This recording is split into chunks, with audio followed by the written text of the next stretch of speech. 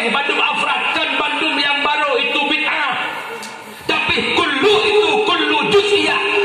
Ada juzuk-juzuk yang tertentu yang dinafikan yang tidak boleh. Menyata pedah kullunya bandum bid'ah, berarti mengawaknya betul you terang luar. Bahkan bid'ah. Yo, baiklah keke. Tapi lo yakin di kampungnya kahana kan?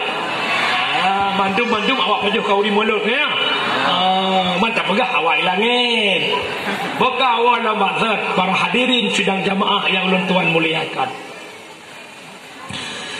Di antara sekian banyak nikmat lahir Nabi Muhammad, segala lahir Nabi kehidupan Mekah dinamakan jahili. Pakat awaknya kepenan jahiliyah karena hana dituri Allah dan mereka tak paham hukum Allah. Lahir Nabi di tengah-tengah jahiliyah mempersatu umat. Jahiliyah hudib pecah belah, jahiliyah hudib mekelompok-kelompok, jahiliyah hudib mekabilah, mefirkah-firkah. Maka Nabi berdakwah di tengah-tengah jahiliyah. Akhirnya mereka bersatu dalam agama Islam, dalam Tuhan yang satu, yaitu Allah Subhanahu wa ta'ala. Katanya masyarakat kampung, katanya masyarakat kampung Bang Panyang, orangnya takkan duri maulud, cok iktibar lahir Nabi Muhammad lahir mempersatu umat, baik pecah belah, menyamunan getanya kampung Belang Panyang mulai tingah bunga, baik na lelam kampung hudib kelompok-kelompok. Anak muda harus bersatu. Urang Tuhan harus bertatu.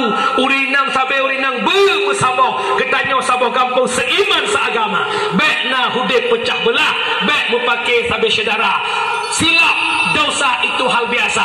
Minta maaflah untuk selesai masalah. Baik dalam kampung lorong je hanapah dengan lorongnya, dutun je hanapah dengan dutunnya. Baik puncana peten bala oleh Allah Ta'ala gara-gara kezaliman di tengah-tengah masyarakat.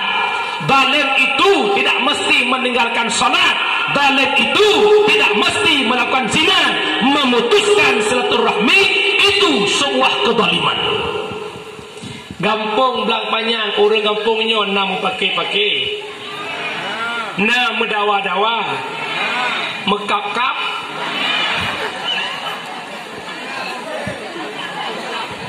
hantamong syurga minta putus silaturah. La yadkhulul jannah qati'ur rahim. Diharamkan oleh Allah Ta'ala masuk syurga orang yang memutuskan silaturahmi.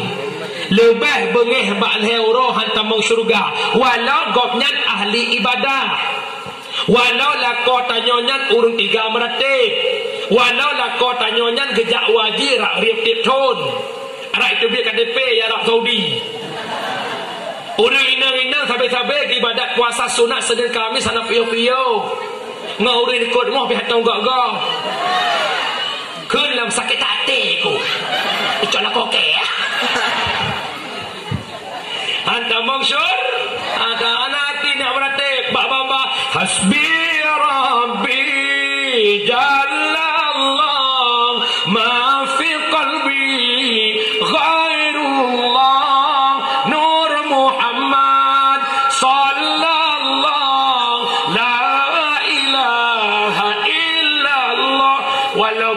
Bertasbih, walau bibir berzikir, anggota tubuh beribadah kepada Allah, tak masuk syurga kalau memutuskan silatul. Dalam Al-Quran, innamal mu'minuna ikhwah fa aslihu baina akhawaikum. Mukmin itu bersaudara, maka tamu god-godlah, tamu jeroh-jerohlah, sabe-sabe urang mu'i. Yang namanya beriman, hana meceh urang pandai. Apakah ji urang Jawa, apakah ji urang Batak, apakah ji urang Gayo, Cina dan sebagainya. Yang namanya beriman itu saudara. Maka baik memutuskan silaturahmi. Kipahangannya naudeh.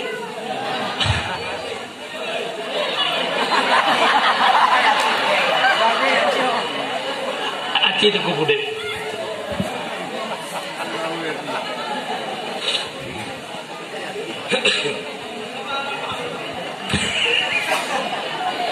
Buka